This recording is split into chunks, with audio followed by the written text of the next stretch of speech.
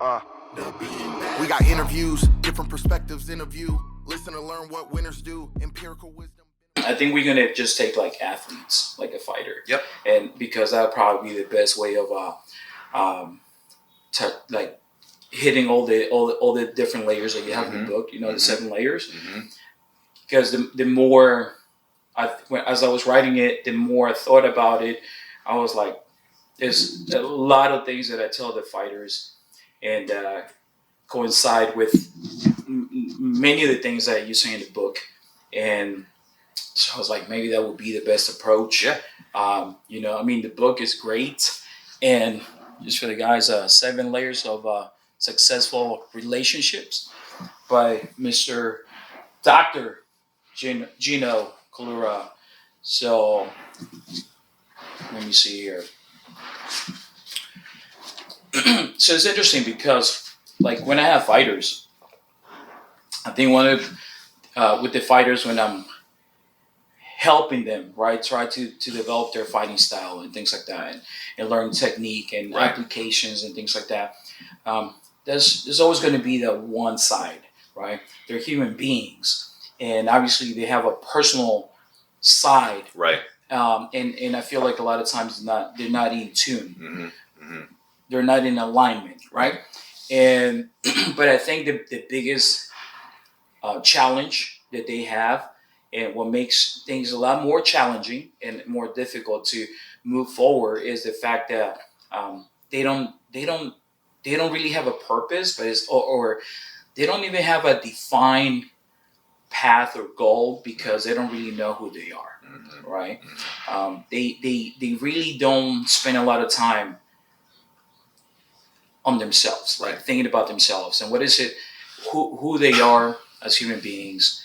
And I feel like once you understand kind of like that, you know how to answer that question to a point, right? It's never going to be perfect. And I feel like there's going to be adjustments as you grow, and with life experience and things like that. You know, a lot of times your opinions, you change, right? You adjust them.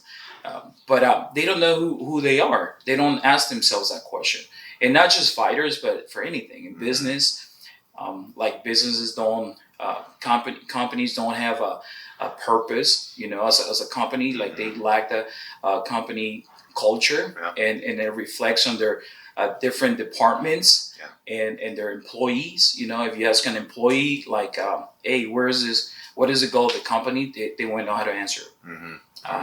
Relationships, the same thing, right? You get married, people don't even know why they get married. They don't even know why they're in a particular relationship. They lack. There's always that. They don't understand purpose, right? You know, right? And obviously, in the first layer, you talk about you. So this is a loaded one. Yeah. Right? Because when you take a look at the first 3 layers, right? Yeah. You, source, and alignment. Yes. Right? And the 3 things that exist there, right? So starting off with you. One of the things, man, that I always talk about is the quality and depth of relationship that you have with yourself, and how that plays out with the quality and depth of relationship you can have with somebody else, right? So what does that actually mean, right? So like right now, you and I, we are present. We're having this discussion, this conversation, from one human being to another, right? I'm not talking to a computer. You're not talking to a computer, right? It's just 2 guys having a discussion, which means that it's a culmination of your entire life history and story, as well as mine, and how are they going to converge for us to create something kind of cool in this discussion, right? What does it take to actually achieve that authentically, right? And that's where we start getting really, really interesting, because authenticity, man, that word is thrown around all the time, but yet most people have no clue who they authentically are. And why is that? Well, if I were to ask most people, where do you come from?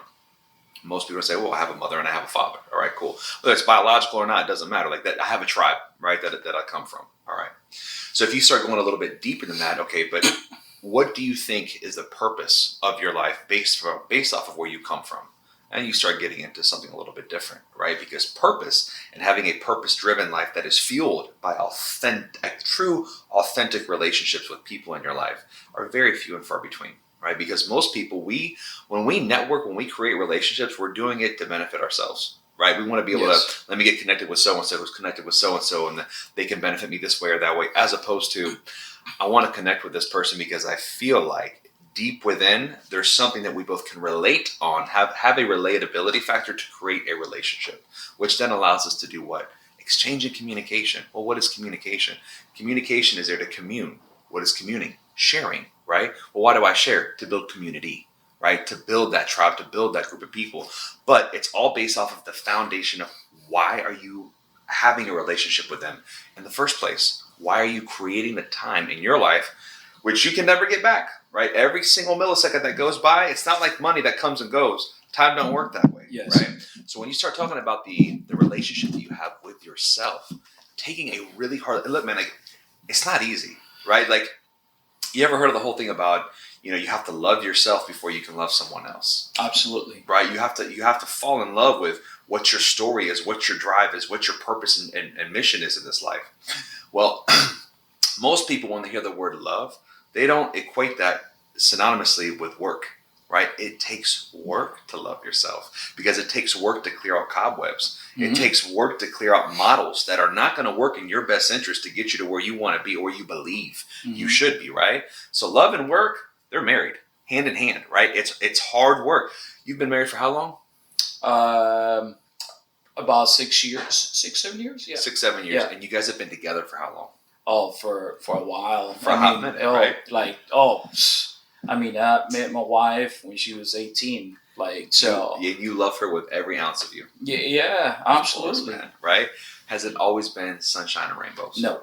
Right. No. Right. So what pushes you through is the commitment to the work of the relationship, right? Because that's what love does, Absolutely. right? We have to do that level, that intensity of work within ourselves. But man, it's scary, right? Because I have to go and face certain demons and dragons that are in there that I perhaps over years I've built up walls around because I don't want to deal with it, right? Not recognizing that demon and that dragon is dead weight, right? And I'm carrying every single day, whether I like to think about it or not.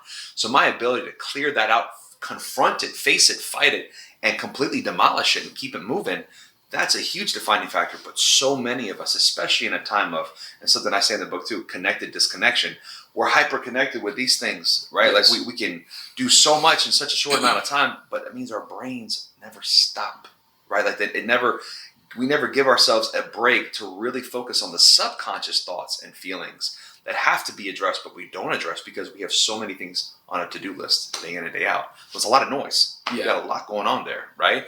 And so the relationship that you have with yourself very much is predicated on, well, what do you believe in? Like truly, like not what society tells you to believe in, not what Facebook or Instagram tells you to believe in. What do you believe in as a human being is your path and your purpose? Let's start there, right? And then if we can figure out belief, then we can start talking about values. What's your value system, right? You said an important word, culture, right? Well, what is culture? It's the how and why in which people do something or the way in which they look at something, right? It's going to fuel a perception that I have of that thing that is based off of norms. Well, what is a norm? A norm is based off of my culture, right? Because what I consider to be something that is, no, that's how it's supposed to be, right? Well, if it's how it's, like, for example, we're both Hispanic, right? When I go and I meet someone for the first time, it's not out of the realm of possibility to give them a hug and a kiss, right? I go and do that in South Dakota, right? Probably not going to work out too often. I'm probably going to catch a left hook, right? Again, like that's the norm, right? And so how well do you understand your norms and why it is that those make sense to you in the first place? And then challenge it. Challenge every belief and value that you have, right? Is this really the best way to look at this? Is this really the best way to go about it? But then how do you define what's best? And that's we go back to the generational curse, right? And we always try to break those chains because a lot of times we get programmed or we get influenced, right? We get influenced by what they call peers, socialization, parents, socialization, like you get influenced by your parents, by your peers, and things like that. And then you start believing a certain way just because that's what you hear constantly. Right. So, and it's interesting because like you have people that go to work and they look forward to becoming like the employee of the month. And they have their plaque on the wall, and they get so happy, like, oh, employee of the month, but they're never employees to themselves, as far as like getting an award for like putting all the time, all the energy into themselves. That's right. That's right. And so they don't get to grow. They get stuck in that environment of like, let me think for everyone else, but I'm not going to think about myself. And that's why you're not able to grow, because you know more about everybody else than yourself. Mm-hmm. That's exactly right. And then I think that's why people get lost, because they don't have they don't even have like a blurry path, to follow. Like there is no path. Everything is just like, everybody else's path. It's true yours. though. It's so true, right? And I'm thinking about it in my own personal experience, right? So like last week, for example, right? I was up in North Carolina. I do trainings and workshops on identity management and stress and trauma and relationships with the military. Yeah. Right? So that's one of the things that I go on and do. And before that, I was working with a group of business owners, very successful business owners, right? And regardless, I asked the same question to everybody, right? I asked them, look, I'm going to give you 15 minutes and a blank sheet of paper, all right? I want you to tell me who you are on that blank sheet of paper, right? To this day, and I've probably done this no less than 6,000 or 7,000 times, right, over the past 8 years, right? I have never had someone provide more than a paragraph, right? On the onset, right? But if I were to go ask them, hey, Dr. So-and-so, how do I do this particular type of medical procedure, and who do I need in the room? Right? Yeah. I go talk to a Green Beret. Hey, how do I go about clearing this house? And, I've got these sorts of challenges that are there, and I need to make this entire perimeter secure. How do I do it? Pow, right? But then I ask you your first and last name. Who are you? And all you can give me is a paragraph. And then you have this bewildered look on your face like, this is a really hard question. It's like super esoteric, right? It's supposed to be. But at the same time, it's very indicative, right, of where you have spent your time. As far as the investment, you've been investing in roles that you have, but you haven't been investing in the source that fuels those roles. Yeah. And that changes things, man, right? When you start talking about breathing life in every breath and really being able to optimize each second that we have here, what a shame it is not to know who you really truly are. So is that what we consider like being passionate about something? Like, would there be an alignment as far as like, I'm passionate about something because I know myself, because I know who I am. Yeah, I think it goes hand in hand, right? And I think having passion is a quality of it, right? It is a component of it, because in order for me to be passionate about it, right, I have to understand what that passion means. So, for example, right, I tell you right now, martial arts in general, you're passionate about, right? Why are you passionate about martial arts? My assumption is, right, is that you have deep roots and deep memories of your childhood, right? And what it means to you as an individual from being a small kid to growing up, and how all those lessons that you learned along the way helped you be a calmer, more mindful, and also more confident individual, right? Which those three things are priceless, right? Not a lot of people carry those things, right? And at the same token, it gives you this sense of, I can use this to give back and help build people for the better, right? Help them be a positive influence, to make a mark in the brief dash that is their life. They can do something really cool that will help other people as well. Would that be a safe assumption to say? Yes. I mean, like, since I was a kid, I was programmed to just do martial arts. I didn't know why. Yeah. I didn't understand why. I didn't understand why I was like on a horse stance for like 30 minutes to an hour. Yeah. I had no clue. And my dad was sitting there just reading a newspaper. So there was never an exchange. It was just like, you're gonna do this, and that's it. You don't question it. You don't do anything. You just do it. And I didn't come to understand that until later on, because it clicked at different times for me. Right. All the different experiences. And I think, to be honest with you, like martial arts, it actually tamed me. Like, because I can go from like 0 to 100 really quick. Yeah. But it's crazy because as soon as I get to 100, I can sustain that. But then I can also go back to 0 within like half a second, like nothing, and just keep on moving. Yeah. So it's kind of like, it's helped me tremendously. But I don't know. I think there was like so much influence, like my background, having some Chinese within the family, and being told that, Asian people tend to be more calm, more methodic about things and stuff like that. It kind of like maybe I was being brainwashed to also kind of like be like that in a sense, you know. So there were so many different influences, and I think like martial arts is what like neutralize a lot of those things. Because otherwise, I probably would have been like going in like so many different directions. No doubt. And in part, it was strange because like even with the Hispanic culture, you know, the older generation parents had a tendency to tell you how to do things, tell you what to do, tell you how to comb your hair, tell you how to dress, you know, tell you how to do so many things. So you weren't really independent. You didn't have a mind of your own in a sense. Only when you were playing by yourself or playing with other kids. But other than that, like it was like you got to be like this, you got to do this, you got to follow this. But that was also like generational, right? You know, that's how it comes from.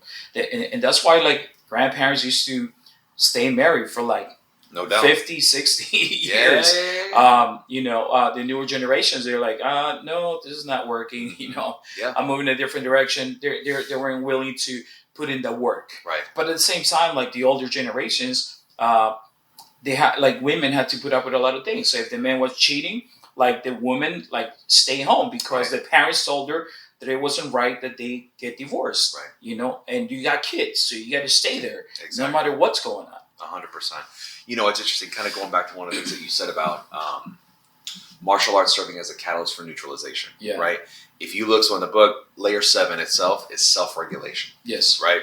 Which kind of runs parallel, right, to this idea of I can go 0 to 100 like that, but I can go right back down, right? And so that's a very decisive quality, right? Which in order for you to achieve that, that means that you have a level of understanding of what your capabilities are, and you understand the implications of those capabilities, and you know how to control it, right? How many people nowadays do not have the ability to control impulse? It just comes right out. It's a lack of discipline. Well, how do you foster discipline? You don't. It's not something that just happens overnight. It's forged, right? It has to be drilled repetitively, day in, day out, right? And so many people want the quicker, better, faster right now because that's what we've been conditioned to do, right? In a first world capitalistic society like we live in, there's great benefits to it. But at the same time, that immediate satisfaction overnight, right? And I'm going to get to where I want to be and be the person that I want to be, thinking that the person that I want to be is validated off of how many likes I have on Facebook or Instagram, or it's validated on what my bank account says, and it's not validated on the quality and depth of relationships that I have in my life that help define me and reinforce that identity. That shifts and changes things. You know this as well as I do. We are tribal. As human beings, we are a tribal species, right? And so the quality of that tribe, if that doesn't feed into my identity, like, so for example, if I'm faking it, like the whole thing, and this drives me nuts, bro, fake it till you make it, right? You've heard that, right? Yeah. And I talk about this in my book, right? And like, I get it from a business perspective, right? But what a disservice, right? Like you're telling young people, right? Don't be who you actually are, right? Be something else. And there's a psychology behind dress for the job you want to have, not the job that you currently have. I get that, which kind of falls part and parcel. But when you start teaching deceit at such a young phase, a young stage of the game, right, that stays with you, right? Instead of, you know what, I'm not a fighter. I want to be a professional fighter, but let me start carrying myself like a professional fighter. You better know real clearly, like very, very clearly what that means, and not just the perception that you have of what you've seen on TV. Right? What's the sweat equity that has gone into it? What's the sacrifice that has gone into it? What's the dedication, devotion, the discipline, so on and so forth. So I say that to say, when you take a look at self-regulation and how that ties into you, right? And then how that you ties into alignment, and having a very clear understanding of who I am as a person, okay? How it is that individual, my perception is received by other people, right? Because that's just as important. Man, if I can't sit here and try and put myself in your shoes, right, and think of myself, okay, so I'm saying this with this particular type of tone, this particular type of word choice, how is it that Daniel's receiving that, right? If I want to be an effective communicator, I have to be able to ask myself those questions. I can't sit there and just put it out there because that's how I'm going to say it, period, right? That's just who I am. Got to be careful with that. Yeah. Right? And that's why with the fighters, like, I think like one of the biggest problems is like they don't know how to cancel the noise.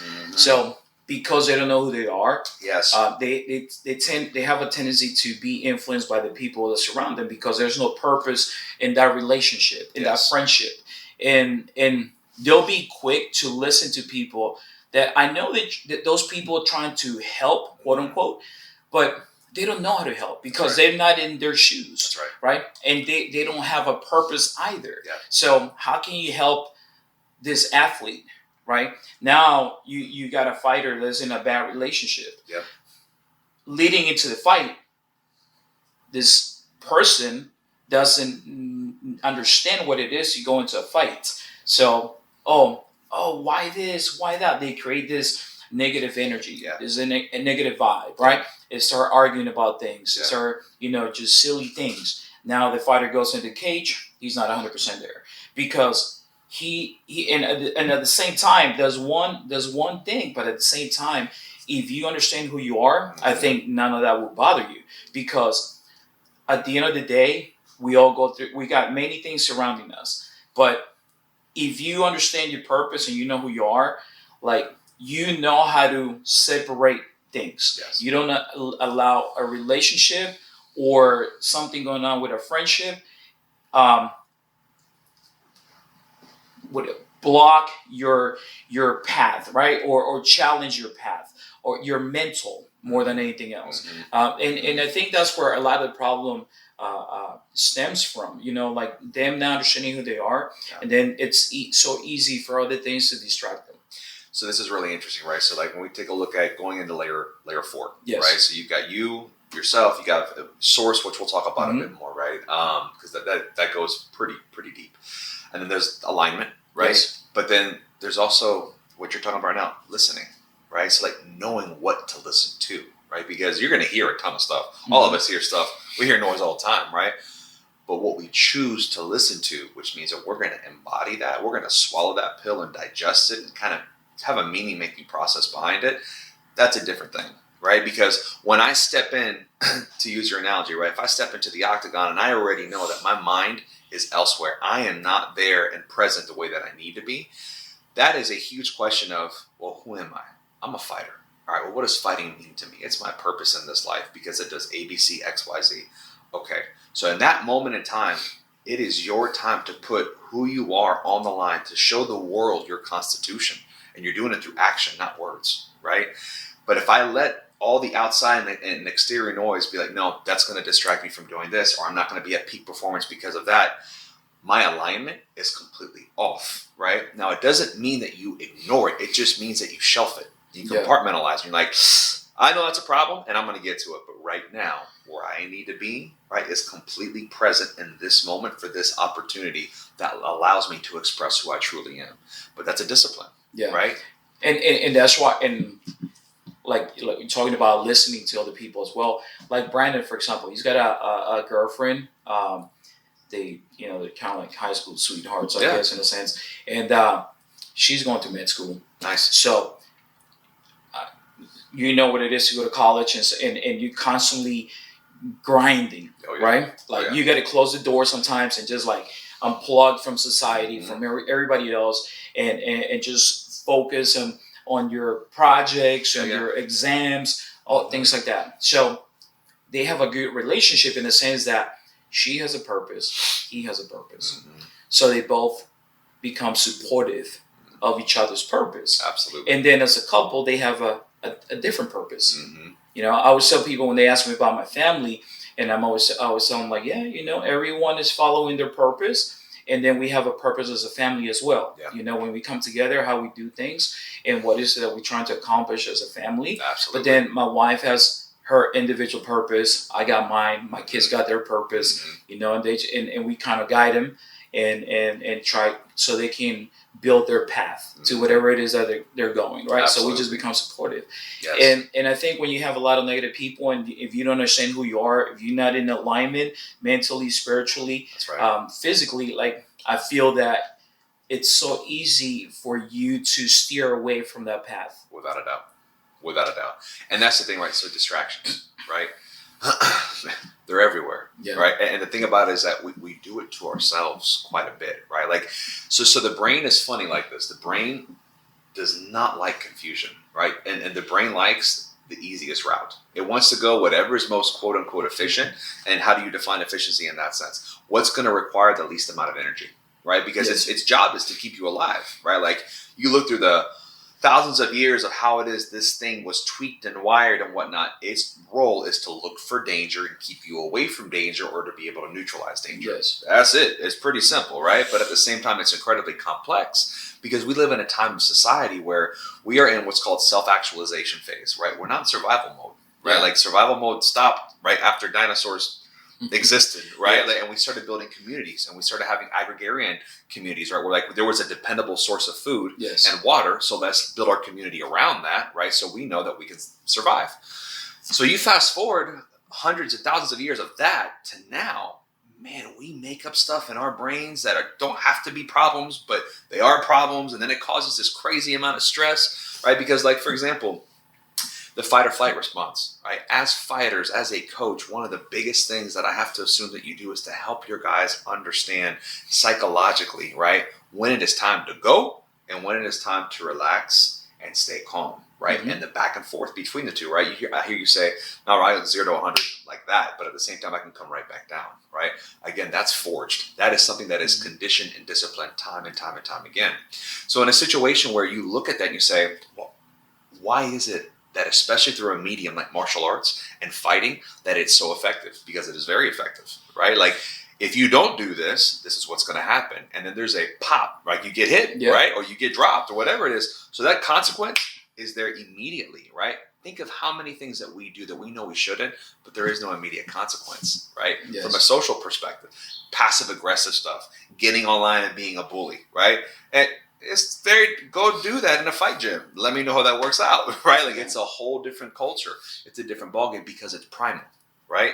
Martial arts, as sophisticated as they are, and you know, like it comes from the battlefield, life or death, right? That's where this stuff spawned from. It's fighting wars, right? One tribe against another, right? Or whatever that looked like. So all that to be said, the stakes at which we play are different, right? If you're playing on the stakes, if I'm a human being and I know I'm mortal and one day I'm going to die, and I also know how fragile this thing is, so I got to take care of it, but I also need to take care of it for other people as well, right? If I don't carry that mentality and I just look at people like pawns and I'm just going to use them for whatever, think of how you devalue, right? The essence of being a human being. And unfortunately, we live in a time where that is very prevalent. And so we go back to where you were saying earlier, right? Mm-hmm. About like the fake it until you make it, Yep. right? Because you're trying to impress other people. Yep. You're basically waking up to live for other people. Yeah, right. no You're doubt. not even living for yourself. That's right. And so then we go back to a fighter. Then they take that perspective in a sense without them even realizing it, because Mm-hmm. now they're doing things not for themselves anymore. Now they're doing it for their friends. Yep. They're more worried about what their friends are going to say, more Yep. worried about what their spouse is going to say, No or what this and that and everything else, instead of doing things for themselves. Yeah. That's right. So they get now they're fighting two different battles. They got an opponent across from the cage, Mm-hmm. and they're also thinking about, like, if I don't win, people are going to say this, people are going to say that, right? Absolutely. How is my family going to look at me? And then I'll always feel like the fighters that kind of like have when they're plugged in, they're unstoppable. Mm-hmm. Mm-hmm. They're unstoppable. Yeah. You know, but I can always tell. And because of their pride, because they're being programmed to believe like, oh, you got this ego, this pride, this machismo, Yeah. right? Yeah. And they don't want to say it, but I can always tell when a fighter's unplugged, because there's something there, Mm-hmm. right? Pressure, Mm-hmm. that pressure, That's right. right? Yeah. But instead of making the pressure work for them, Mm-hmm. it works against them. Mm-hmm. They allow it to work against them. Yeah. You know, because now they're not doing it for themselves; they're doing it for everybody else. Absolutely. And so here's the interesting part about pressure, right? Having pressure sources. To look at them from a healthy perspective, right? It's like, all right, I'm going 50 miles an hour down a road, right? And then there's a steep curve that's coming up, Mhm. right? So I have two options, right? I can make the choice, well, I don't want to slow down. I'm going to bail right through that curve, okay? Or I can decelerate and slowly turn into that curve, right? And make sure that I'm hugging, right, that curve, and I'm staying safe. At the same time, am I slowing down? Yes, which means what? I'm not going to get to where I'm going to as fast as I would like, but I'm going to get there. versus let me barrel through this thing. And then you run the risk of freaking driving off the mountain, right? So when you look at pressure in the sense of this is a curve that's being thrown my way, I can lean into it. And if I lean into it, right, it's going to make me take in what's going on around me that much more efficient because I have to slow down and I have to sink my teeth into it and I have to wrap my arms around it, right? Or I can fight it. And if I fight it, what ends up happening? You create more pressure and more stress, right? Instead of accepting it and embracing it. It's like... So we can go back to like not understanding who you are, and that's why you allow pressure to control you instead of you controlling pressure. That's exactly right.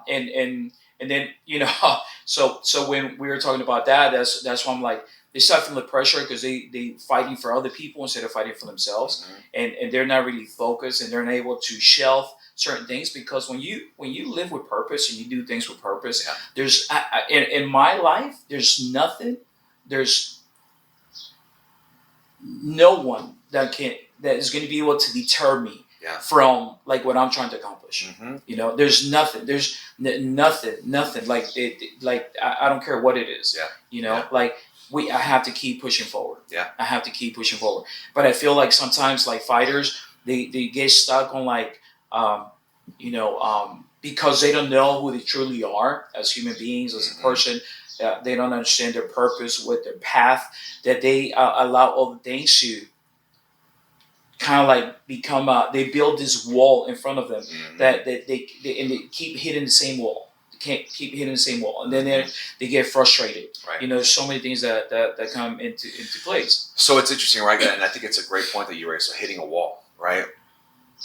What does it mean to hit a wall, right? So like when this idea of there's some sort of hurdle or adversity that's in front of us, and we just can't figure out how to go through it, right? Instead of questioning, can I go around it, right? And there's a big distinction there, right? Because as men especially, like I work with a lot of husbands, right, who are having challenges in their marriage, right? And it's from a behavioral perspective that I dive into these conversations with them in the sense of, okay, so you've got this particular challenge or issue with your wife, right? Or your fiance, or whatever the case is. You are thinking about how do I fix it? And you just want to fix. When in reality, she's not asking you to fix it. What she's asking of you is, I just need you to listen to me. And I need you to hold me. And I need you to hug me, right?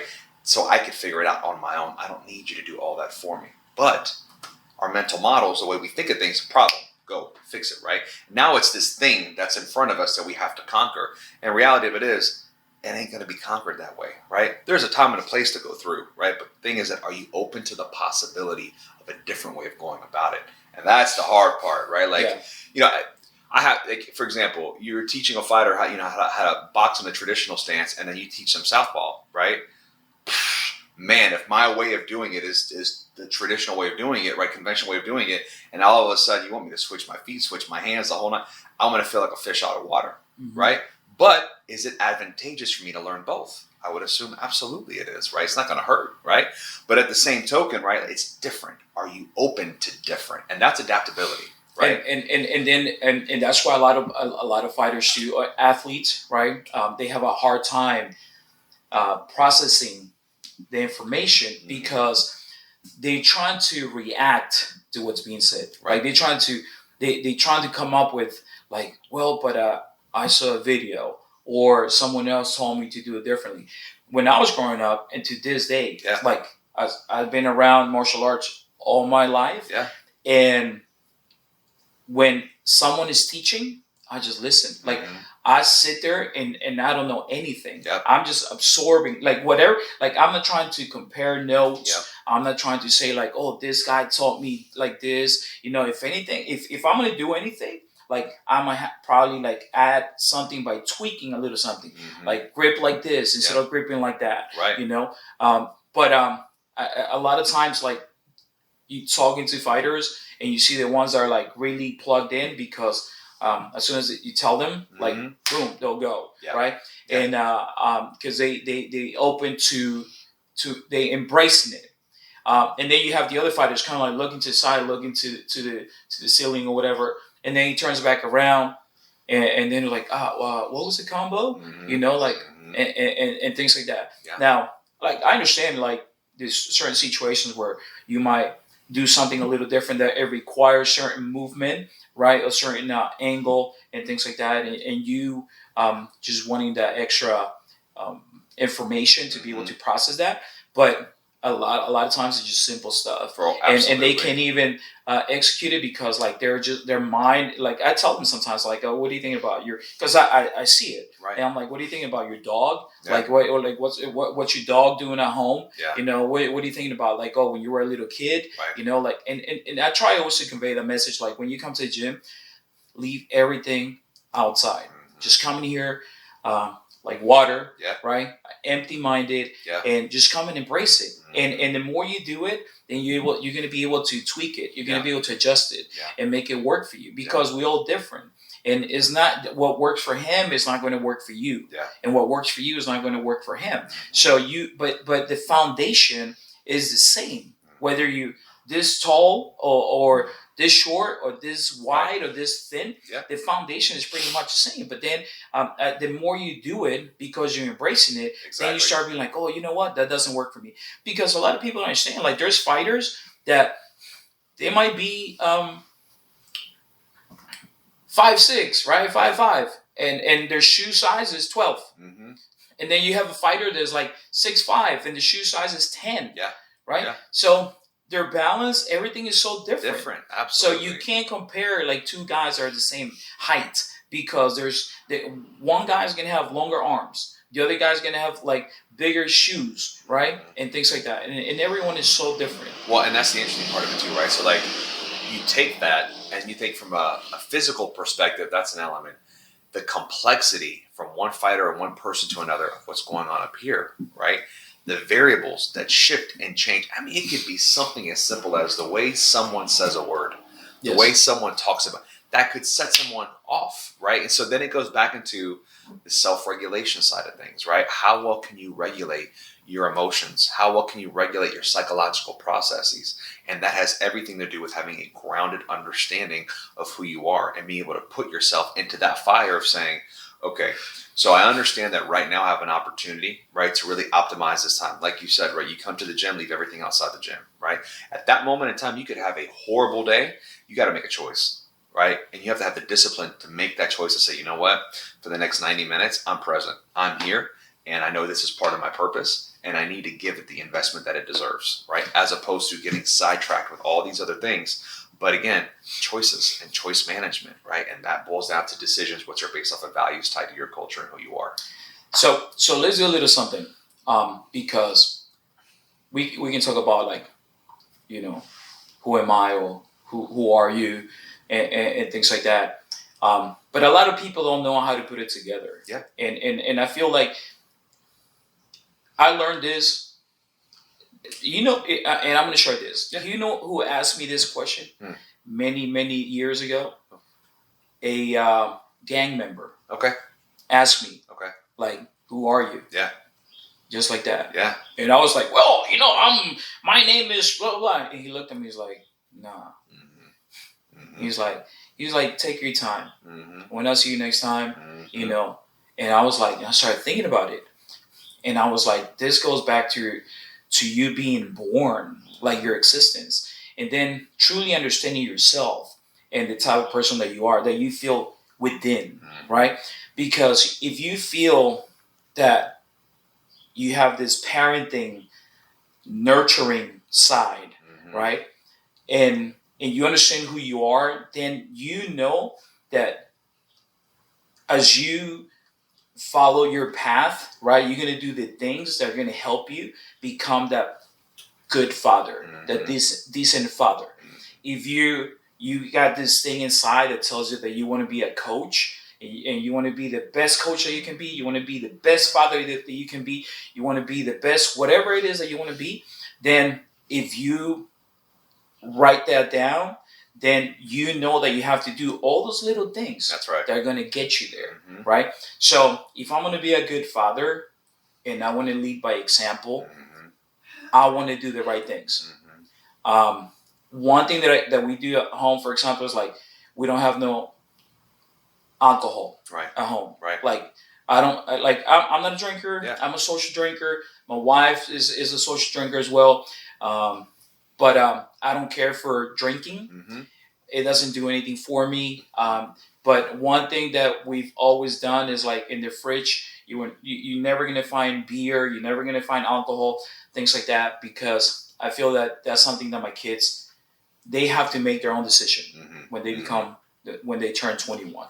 Right. But they're not gonna be influenced by me to do that. I don't even influence them on politics or anything. I talk to them. And the one thing that I always tell them is like, whatever you pick in life, make sure that you're able to answer why. Because a lot of people say, no, I'm this, or I'm that. Like kids, oh, I'm a Democrat. And I'm like, why? Oh, because, oh, I'm a Republican. Why? Oh, I'm independent. That's right. Why? Yep. Like, and I always tell them, whether you believe in God or not, like, you need to be able to express yourself and say why, and I feel that a lot of times, like, people lose that, right? Like they don't as they're moving forward, because they don't understand who they are. They don't have certain guidelines or certain bullet points, right? And so they don't know which direction to go, because if you want to be a good father, if you want to be a good coach, if you want to be a good engineer and stuff like that, and you want to maintain a balance, you got to understand that you got to give a little bit to everything that you have on your list, because that's who we are. Like, I feel like, hey, like I love to draw, but I don't do it because it's not on my, like, it helps me with certain things. It helps me to see angles and see distinctions with people, right? Like I was talking about their feet, or like one leg can be a little shorter than the other leg, right? Things that I see. Other people might not see it, but because I like to draw and things like that, I'm able to see those things, but a lot of people don't have those. The list, that those little bullet points where, okay, if in order for me to be this person that I feel I am, I need to do these little things in order to get there. So it's really interesting, right? And this goes part and parcel with layer 2, right? Which is source, right? So like where you come from, right? So this is always a very unique discussion. And by no stretch, no disrespect to any atheist, right? If that's your belief system, by all means, man, I get it, right? But I'm just going to use atheism as an example, right? So atheistic practice calls for 3 tenets, right? It's a belief in time, matter, and chance, and that human beings are a byproduct of time, matter, and chance. All right. So what is time? Time is a construct, right? You can't sit there and give a tangible, hard definition to time, right? It's how we track things, but it's a man-made construct. Okay. What is matter? Matter is stuff that's just kind of floating out there in the ether that makes up the things that we call atoms, which then science has shown us a potential definition that is part of the building blocks that make human beings. Okay, what is chance? How do you define what chance is, right? Like, it literally, Aristotle defined chance as that which rocks dream about, because it's nothing. How do I define what chance is outside of a probability that something may or may not happen? There is no tangible definition there. So what you're telling me is, me as a human being, right? This sentient being with emotions and feelings and thought and purpose, I am a byproduct of time, matter, and chance coming together for this big boof that happened, right? And all of a sudden, I'm an intellectual being that's in a mammalian body, right? If that's what you believe in, what role does right and wrong play? Where do your morals, values, and ethics come from? Because if it's not tied to something where there's a greater good, right, or a greater bad or evil, right, then it's very easy to get confused. It's very easy to get lost and distracted, right, and pulled away from, well, what is my purpose? Well, what's your purpose rooted in? Your purpose is rooted in what you believe, where you come from, and where that idea of where you come from was spawned from in the first place, right? So if I think about it in the sense of, okay, so I'm a Christian, right? I'm a devout Christian. Why, right? When I take a look at my belief system and the idea that I believe that Jesus Christ was a manifestation of God here on this earth, right, as how we should live, right? And we'll never be able to attain it, right? But it's a very clear roadmap, right, of what it's supposed to be about: selflessness, sacrifice, unconditional love, pouring into others. All tenets, man, when you think about what it means for me, right, defines a good person, it's exemplified, right? So there's a blueprint that's created with that. Now, like that, there's umpteen different belief systems out there, and I'm not saying that, right, wrong, different. As for me, That's how I connect those dots. But I always bring that conversation up from an atheistic perspective because I love having conversations with, and I have dear friends of mine who are atheists, and we get into these debates, right, about purpose. And how do you define that purpose? And what are you tying it to? Because if you don't have, to your point, if you don't have a strong belief in what your purpose is and who you are, that kind of is rooted in a life source and what you believe and where you come from, how easy is it for you to get pulled left, right, up, down? And kind of like treated like a marionette, like a little puppet, right? And society will do what it wants with you. There's this concept that we have called hegemony, right? And what hegemony says is this. It's that we have hegemonic forces. And it says that at the end of the day, you have got a strong group of people that control media, that control messaging, which very much is an operant conditioning process, right? Because if you think about these things, right? At any given time, I can get on, see what's going on in the world. I can get a comment from someone in China or from someone in Argentina like that, right? We can have interactions. But there's this constant thing that is there and exists with those platforms is I'm always looking at it. I'm conditioned now because I want that dopamine response of like, oh, look at this and look at that. Like, not realizing the messaging that I am taking in, right? And what that's doing to program how it is I'm looking at the world that moment, that time, and what's happening in big world events and news that can distract me from my true purpose, right? And that's all that noise, right? Where all that noise really truly stems from. And you're seeing a huge presence of that hegemony now more than ever. I mean, it's clear as day, right? The question is, what do you do, right? To either adapt to figure out a way to live your life where you can still blend in with what society is saying, but still be authentic, or turn it off completely. How do you do it, right? So what? This is so interesting right now because I grew up Catholic, right? And I used to go to church. I used to read the Bible, many things like Catholics do, but I'm not afraid to go into other churches. Yeah. And I've listened to many videos of atheist people, and I respect their belief. That's why I'm not afraid to listen to the people because I know what I'm about. Exactly. Right. But as I grew up, there's things that I had to make adjustments on. And I'm gonna share this, right? I don't believe in confession. I believe that I can talk to God directly. Right. I don't believe that I need to go to another man and tell him hey, this is what I've done. God knows, and I can literally sit here and talk to God directly, and go from there. So there are certain things that I felt like I need to make adjustments to be myself, right? To be, and still stay a believer, still stay true to my, I don't know what you want to call it, being a spiritual person, things like that. But that was because I kind of understood myself, right, and my purpose in life, and my purpose has been I've had to adjust certain things throughout life, and I've added little things here and there too. Sure. But atheist people are interesting because they spend a lot of time reading the Bible to discredit the Bible. But if you ask them why you're an atheist, they don't really know what to tell you.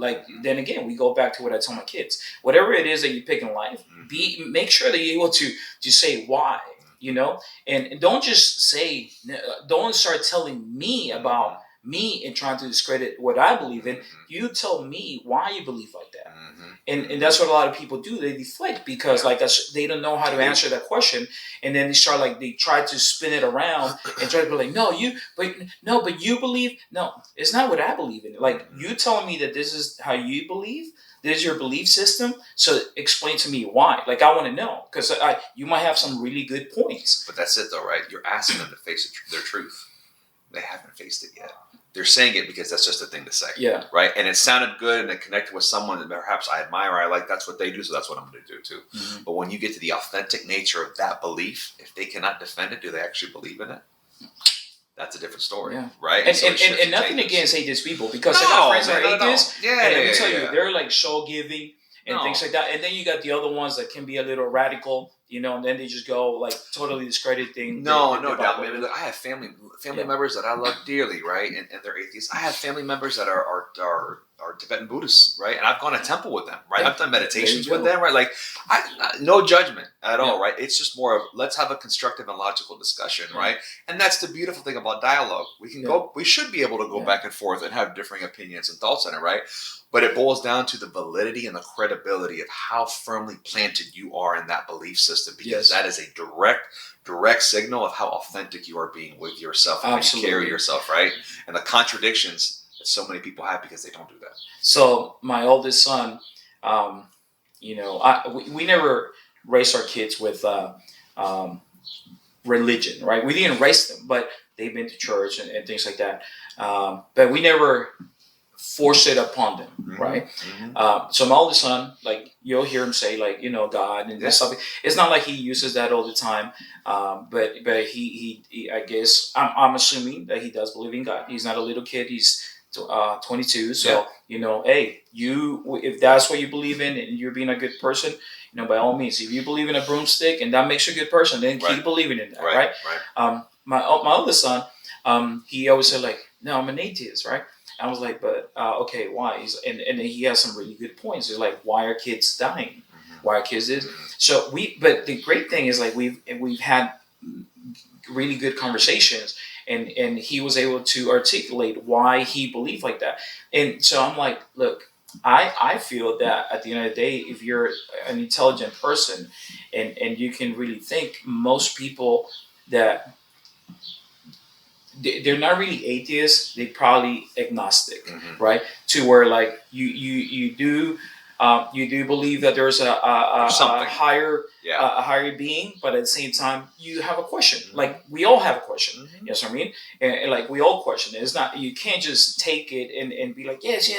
No, you in the back of your head, there's got to be that question mark, right? Sure. Because when I was growing up, no one really explained to you what God, God is, or religion. It was just like, this is what you got to follow, But as I was getting older, I started picking up on other things and listening to different people. Oh, yeah. And I liked how they perceive things, like Catholics, you being baptized when you're a baby. So you don't know much about religion, but I like how all the Christians do it, where, like, they wait until you have a better use of reasoning and logic, and they ask you, do you exactly, do you embrace God, and I like that. Yeah. So you see, so I don't put myself in a box. Like, I think there's a lot in this world where, like, people have, like, some good points, and based on my values and principles and morals, there's other points that maybe I'm not going to agree with, but it doesn't mean that we cannot coexist. Absolutely. So it's interesting, right? The idea of putting yourself in a box, and this is something that I talk about in layer 6, right? And layer 6 is stay open to possibilities. Yes. Stay open to all possibilities, right? It doesn't mean that you sway, right, your belief system, but it means that you're open to the discussion, right? Because how many people, you're ABCXYZ, I ain't talking to you, right? I don't want nothing to do with you, right? You don't know anything about that person. You just know labels, right? And you don't give yourself the opportunity to dive into who that person is, right? So from a relationship management perspective, giving folks the benefit of the doubt, and then also questioning, why am I making a judgment call so fast? Because, again, this thing up here, it loves to judge, right? Because it wants to make sense of the situation like that, right? Give me a quick answer so I can keep it moving, make sense of my environment, right, and the people that are in it. But if you question it and you pump the brake and you're like, whoop, right? Why are you seeing it that way? And you know what? I'm going to give this individual 5 minutes to see if I can have an honest discussion with them, and maybe I can peel some layers back that'll change my perception on it, right? You got to be open to that, right? And the thing is that when people are not open to it, I mean, man, look, I will tell you, for me, when I was 18, 19, my mom got diagnosed with cancer, right? I went through a whole thing where I took a year off of college. I stayed home to take care of her. I mean, literally, man, fed her, bathed her, took her to her appointments, the whole nine, right? I was mad, like super mad with God. I'm like, why would, like, this lady is an angel. Yeah. Why would you, right?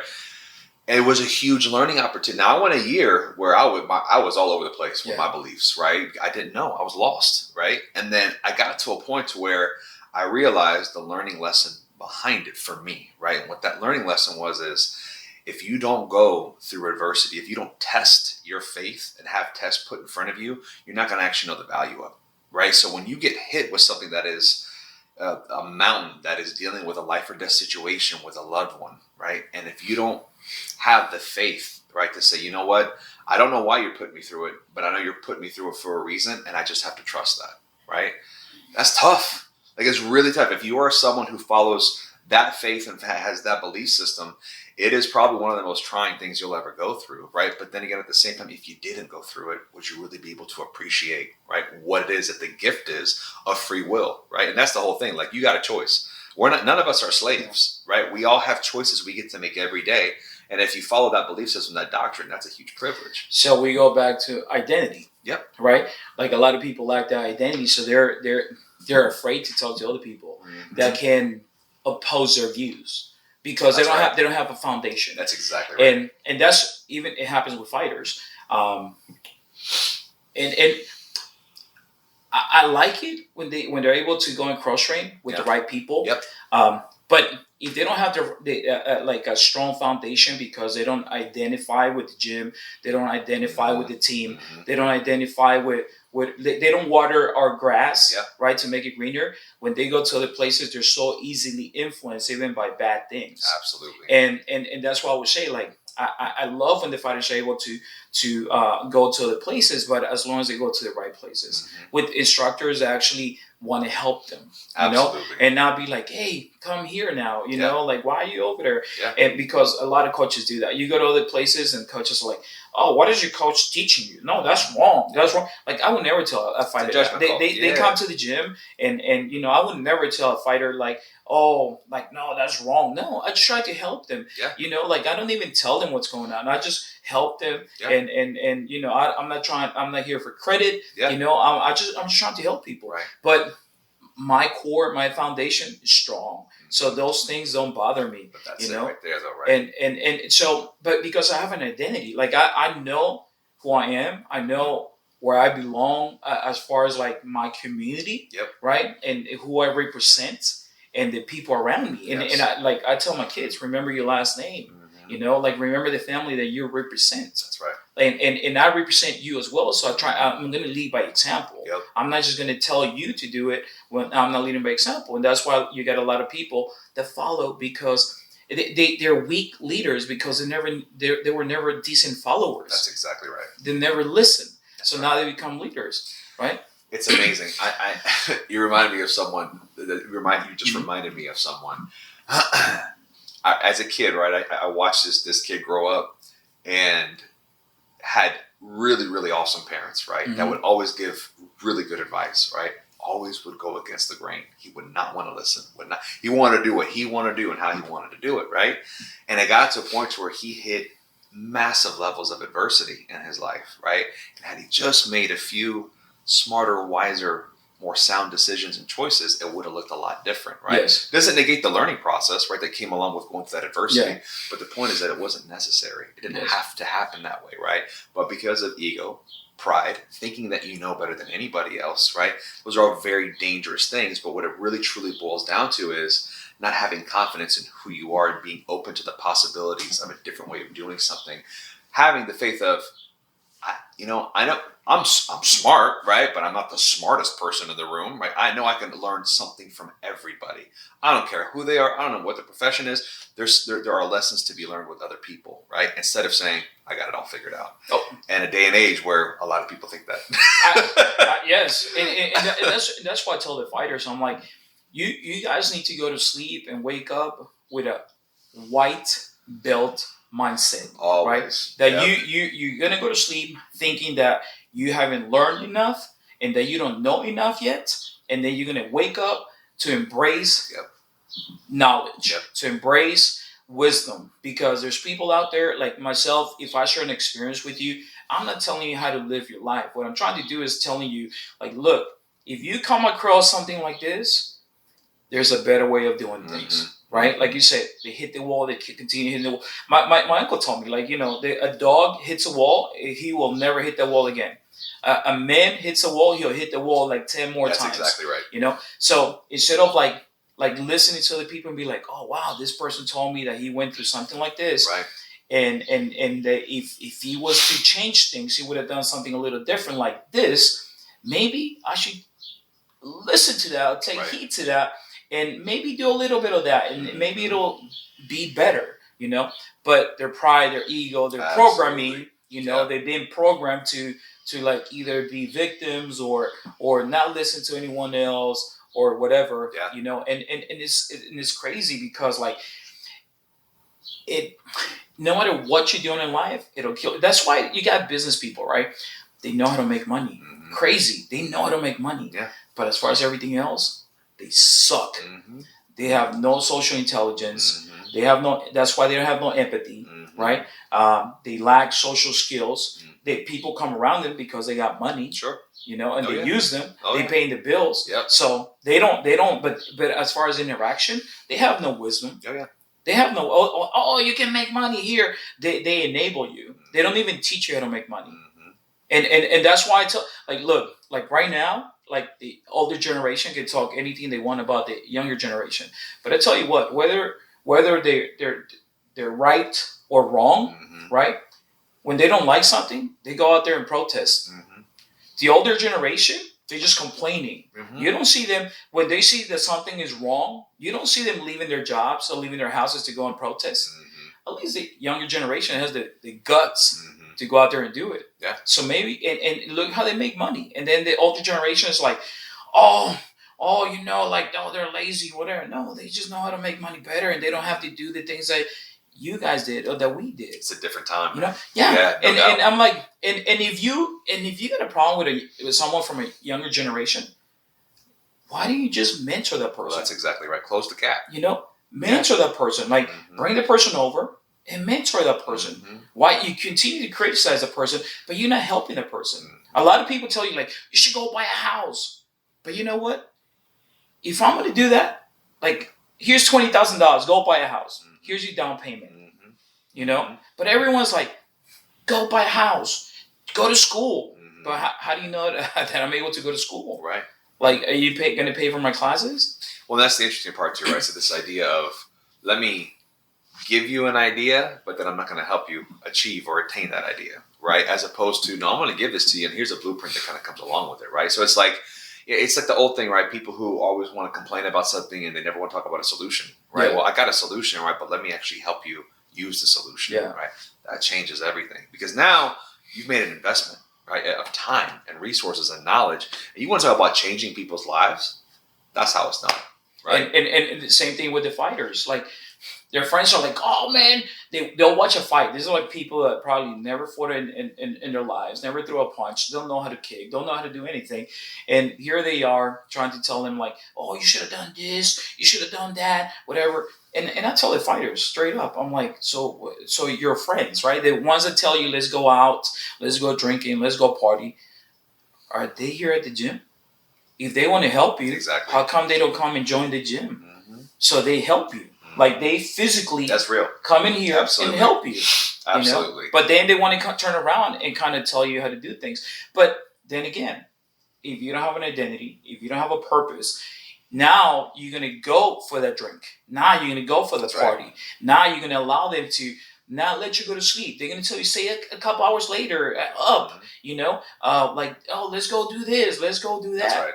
And because they don't understand what it is to get in there. So instead of like being supportive and being the encouragement, like they helping you deviate from your path. Without a doubt. And that's, when in that culmination again, right, of the quality and depth of relationship you have with yourself, right, on top of your source, where it is that you believe that your life force, where does it come from? And then how are those in alignment?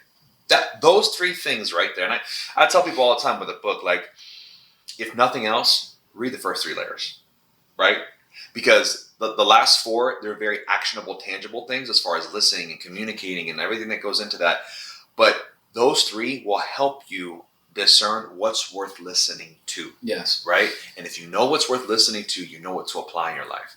It's when you don't know what's worth listening to that's out there, and it's just kind of like a free-for-all. And whatever comes in, they say, oh, that sounds good, or that's going to feel good. Let me go do that. Without understanding that that's not in alignment with who you are. And you're doing something that's at the end of the day going to be very contradictory, and it's going to set you back even farther from where you want to be. And that's powerful.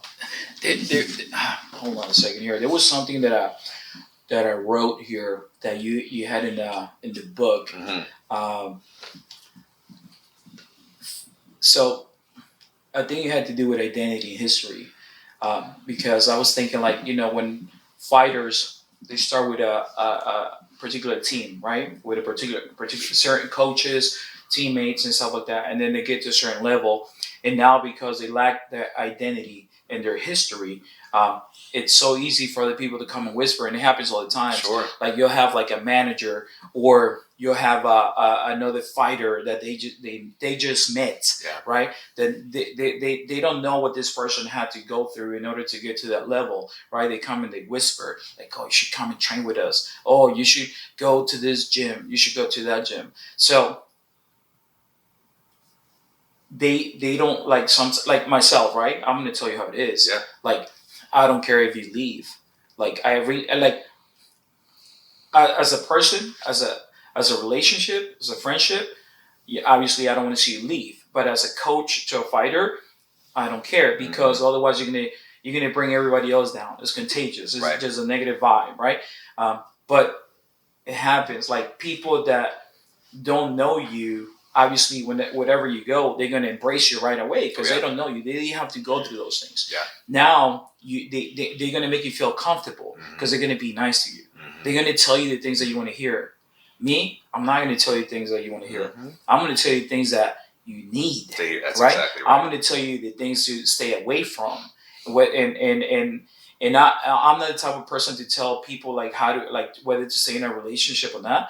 But I've done it in the years. Like I've done it maybe like 2 times, right? Where I told someone like you need to let go, because you're gonna go down this like steep slope, and you're not gonna be able to get back up. And it happened. Oh yeah. You know, so and that's what I feel like when you lack the identity, that the history, and you end up going to another gym, right?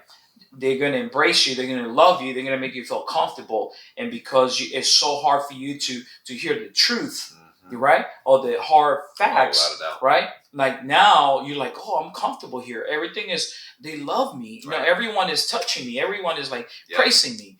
Like then you come to our gym and no one is praising you. I'm here telling you like, hey, everyone here is a piece of shit. Right? Like we nobodies. Like we still got a lot of work to do before we even get there. Right. You know? And because it's bigger than fighting. You know, like we're gonna become champions and we're gonna become all these things. But at the same time, we gotta use that to do larger things. Absolutely. You know, for our community. Without a doubt. And that's why I always tell people like, you know, it's like if you don't have a purpose, obviously you're gonna lack identity, history. You're not going to be in alignment. So when you go to other places, it's so easy for people to convince you, which is like just being nice. And then you wonder why, like because you forgot what got you there. That's exactly right. And now you want to change things.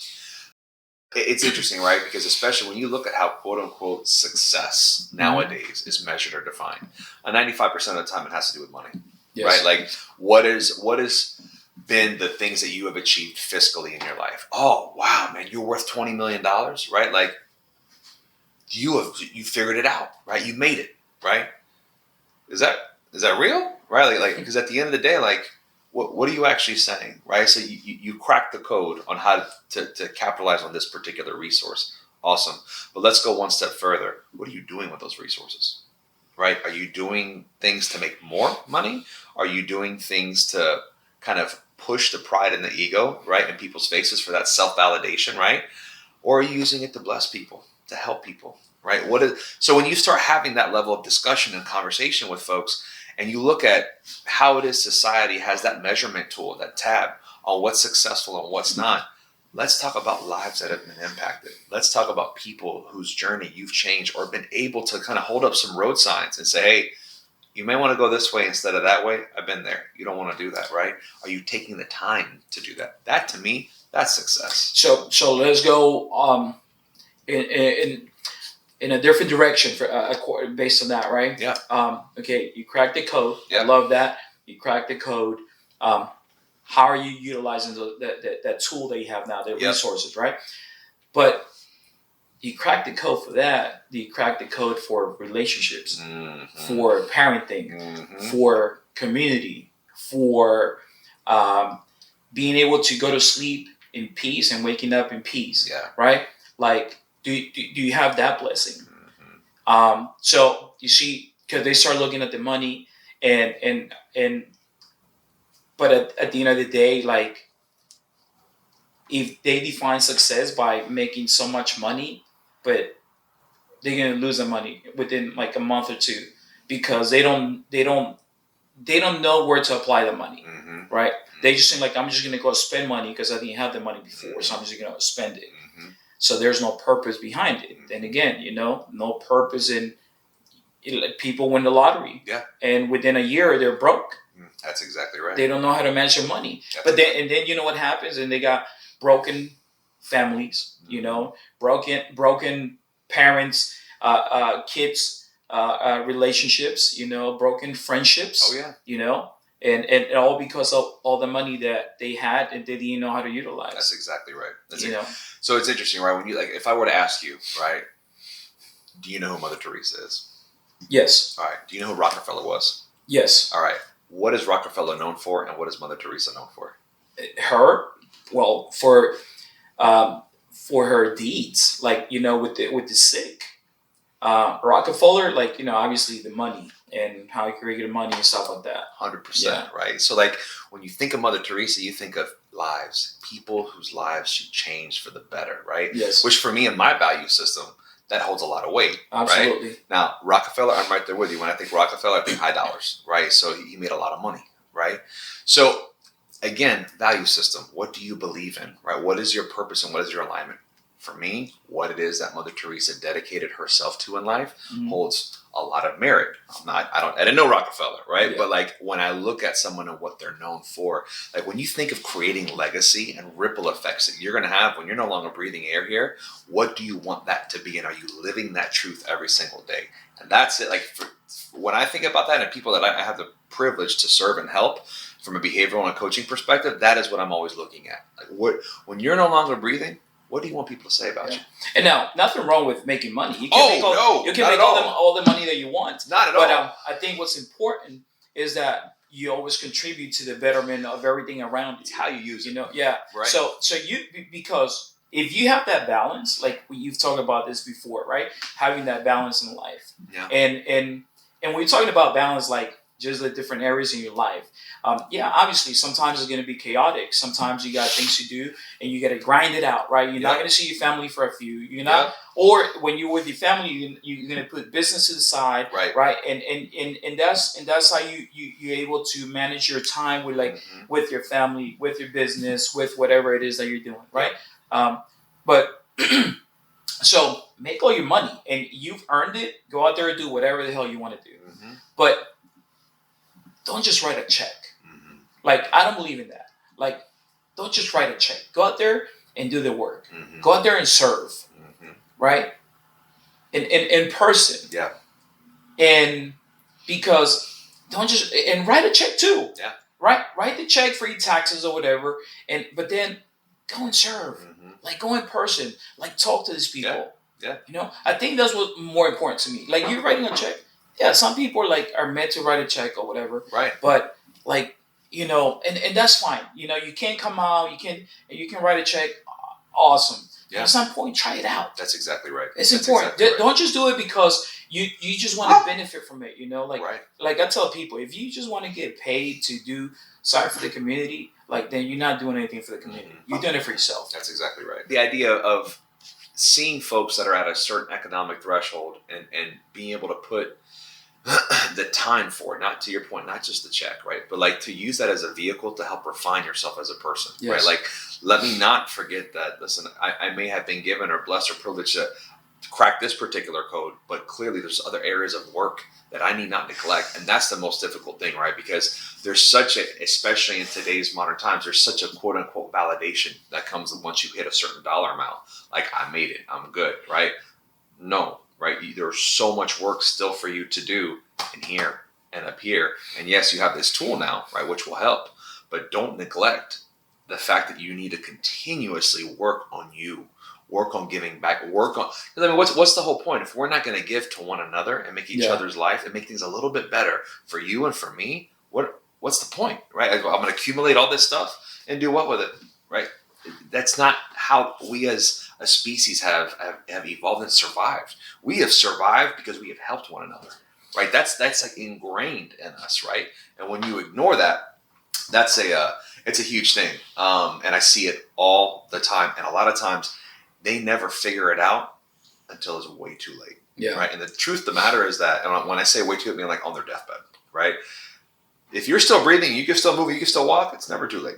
Right? Like you still have an opportunity to go out there and do something different, do something that is truly in alignment with who you are, but you got to give yourself the opportunity to go through that gauntlet to figure out who you are.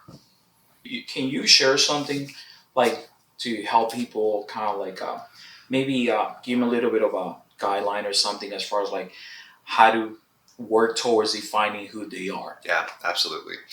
So this is where it gets very interesting, right? And one thing that I will tell you, and I'm always, whenever I have folks write their own personal constitution, right, which is something I talk about in the book as well, right? Defining you, right? Be very careful, right, with roles that are in your life, right? A lot of people will say, well, you know, I'm XYZ profession, and I'm a husband, and I'm a father. That's great, right? Those are all different hats that you are wearing, but it's not getting to the essence of your value system and what you believe in. Right. So like if I say I'm a father, what does that mean? Right. Because being a father, right, does that mean that you are just a biological donor? Right. Or do you have an active time of investment that you're pouring into your kids? And are those kids actually your biological kids? Or are they adopted kids? Are they step kids? Like there's you could tease all that apart. So you have to really break it down in the sense of, in my mind, in my heart, and in my spirit, right? What does this idea that I am a human being, what does that mean, do, and believe in, right? You got to start there. And that is not an easy question, right? It's a very deep question, and it should push you. Like it really should push you. But I can't tell you how many people, whenever I ask that question, they automatically go to different roles. And there's an assumption that you know what I mean when I say that role. You can't have that assumption. That's very dangerous. Like if I were to ask you right now, what's your definition of a good husband, right? And I would ask that same question to somebody else. What's your definition of a good husband? And then I would ask your wife, and I would ask his wife. I'm going to have 4 different answers, right? All husbands, right? All good husbands, but different answers, right? And so I need you to tell me, based off your belief system, which should permeate, those values should permeate every single role that you carry in your life, right? Whether it's profession, personal, it doesn't matter. There should be a bleed through. If you're authentic and you're in alignment, that value system is going to, boom, be in every single one, right? There may be some variation right here and there, but overall, being able to bring that to the table, and it's not just, well, I value A, B, C, X, Y, Z. No, I believe in A, B, C, and X, Y, Z, and this is why, all right? And it's not just a why, it's where did that come from, right? If you cannot have those 3 parts, the thing, right, why, and where it comes from, that's a challenge. So that's why we tell people to start. Write that list down and then tell me those 3 components. And then things kind of start catapulting on top of one another. And it's like, oh my gosh, this goes a lot deeper. I was about to answer. I know you were too. I saw it. What a good husband is, I was like, oh, wait, hold on a second. Like, I was like, no, because I can sure it is. Like, I mean, obviously, I want my kids, my wife, to find a happiness within, right? Absolutely. So whatever my wife wants to do in life, whatever she becomes passionate about, whatever she's passionate about, like I just want her to pursue it, give 100% to like not shy away from those things, you know, because at the end of the day, like that's her legacy, that's her, like my kids look up to those things, you know, my daughters see their mom like going after things, and by influence, by a leading example, like, you know, they're going to go after whatever it is that they want to go for. Absolutely. Right. And then we go back to like the within, right? Like finding yourself, knowing who you are and what is it that you want out of life. And you know, and obviously I want my wife to succeed as a human being, you know, whatever it is that she wants to do. And I just want to be supportive because it's within our values, within our principles, because, you know, we're not talking about like, let's go party and get wasted, right? We're talking about like progress, self-growth and development. And that's my thing, you know, like, and I feel like even as a father, I can take my kids to the park. That's easy, right? And a lot of people think like being a good father is like spending time with your kids like that. For me, that's good for them. But for me, being a good father for myself, right? And I respect whatever people want to do. Sure. Is like important certain values to my kids and principles where like they become aware of like life, society, right? And they become aware of themselves and being able to learn how to utilize their reasoning, their logic, how to critically think, Yes. you know, and be able to stand for themselves and be able to respond to people and not be easily influenced by other people. I think to me that's more important than me taking them to the park. You know, like yeah, we can go to the playground and play and run and stuff like that. Yeah, that's part of it.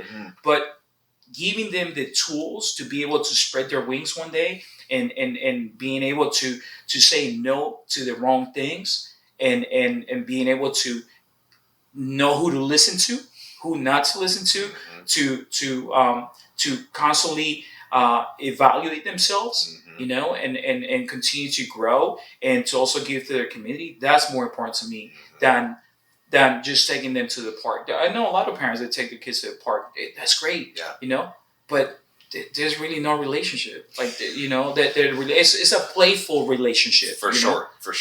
So it's interesting, right? So we have a part of the brain that's called the prefrontal cortex, right? The prefrontal cortex is responsible for your higher level thinking, right? So like all these things we talk about, like self-actualization, like reaching my highest and best use as a human being, right? And the different filters that come through as a person and the emotions that are tied to those things, a lot of that is housed in that prefrontal cortex. So when I hear you say giving them the tools, right, being able to forge a different understanding through example and discussion and free thinking at the same time, right, you're encouraging that. You're encouraging that development as opposed to a mundane cycle, right, where it's like, look, Monday through Friday, this is the routine, and then we're going to spend time doing this. But to your point, if I am spending the time with my kids, but the quality of that time is not actually rooted in teaching something, right, that is not biased, but is a neutral skill set that they can carry and make their own one day, right? What's the true value of the time that I'm spending with them, right? And that shifts and that changes. So the argument can be made quality versus quantity and quantity versus quality, right? But I could tell you for me, and I get that, like the quality side carries a lot more weight than the quantity side, right? And being a father myself, I mean, my little one's too, right? So like she doesn't understand a lot right now. So me being there is one thing, but as she gets older, the quality and the depth of that conversation between she and I is going to be different, right? It's going to shift and it's going to change because then it's about, I want you to become the person that you were meant to become. I don't want to sit there and be the person that's going to influence every decision that you're going to make and feel like I'm a gatekeeper for you, right? You got to be your own gatekeeper, right? But what does it take to actually achieve doing that, right?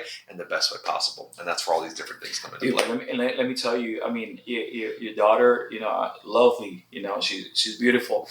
But I'm going to tell you something, dude. She's already learning. Oh, yeah. And she's true. And watching you and your wife and everyone that surrounds her, you know, like they're already being programmed, you know, like, and it's just like, in a sense, like the good, positive programming, you know, because you're leading by example.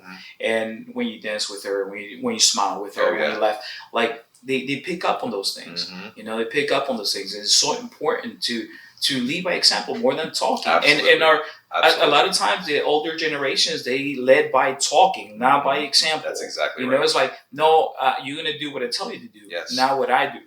You know? Man, you know, it's interesting that you mentioned that because I heard something not too long ago and it was incredibly powerful. And it was as a parent, as a father, are you doing something that your kids will be proud of one day? Yes. Right. And that hit me to the core, right? Because then I think about me personally, how do I define success? How do I define positively impacting and influencing folks that I get the privilege to work with, right? Which is a huge part of my purpose, right? And it's a huge part of why I believe I am in existence in the first place. And I look at that, I'm like, can I say that she will be proud of that one day? That she will speak highly of that one day? And that's always it's become a good measurement tool for me, right? To figure out what's worth my time and what's not. As opposed to just staying in the grind and the hustle, which you're right, it does happen. Like there's just times where you got to do what you got to do, right?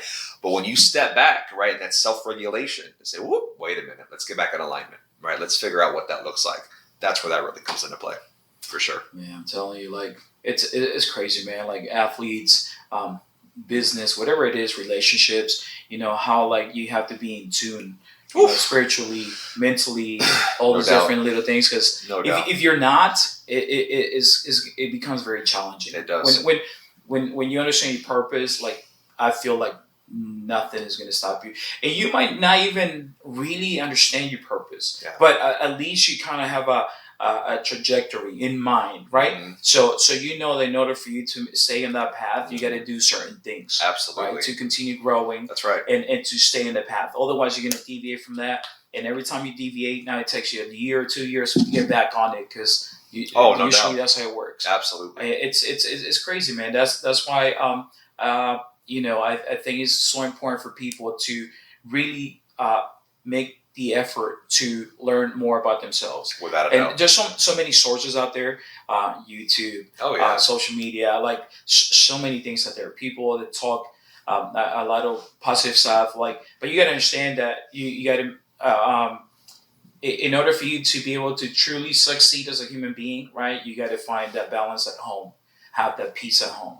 If you don't have peace at home, like with your spouse, in a relationship, in your friendship, and things like that, is going to be very, very Without a hard. doubt. Because Without a doubt. this thing is not going to. And if you're not well grounded, if you don't have the core values and stuff like that, what's going to happen? All the negativity is really going to influence how you move forward, or you get delayed. Absolutely. You know? No, man. Without a doubt. Without a doubt. Yeah, it's a really unique thing, man. When you take a look at a 40,000 foot view, all the different moving parts, right, that goes into identity management. Yes. Right, like all these different components, all these different facets that every human being is faced with. Simplifying it, right, and really being able to bring it down to its lowest common denominator, dude. It's hard.